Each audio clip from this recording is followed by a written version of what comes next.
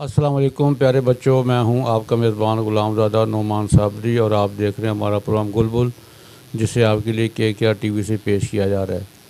प्यारे बच्चों, आज मैं लाया हूँ आपके लिए एक प्यारी सी नज़म गुल और बुलबुल, जिसे मैंने नज़मों की किताब गुलबुल से मुंतखब किया है।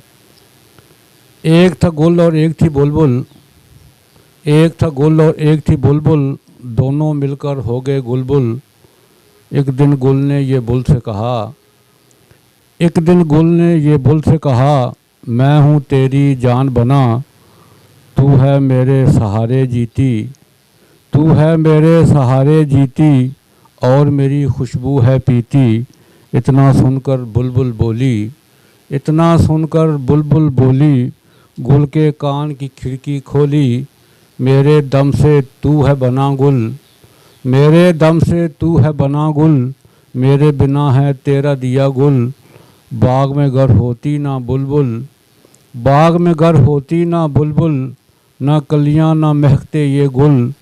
सच्ची बात अगर मैं कह दूं, सच्ची बात अगर मैं कह दूं, बाग की जीनत मैं ही बनी हूँ।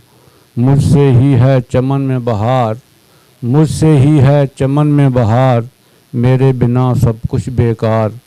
प्यारे बच्चों, ये थी प्यारी सी नज़म गुल और बुलबुल, जिसे आपने सुना।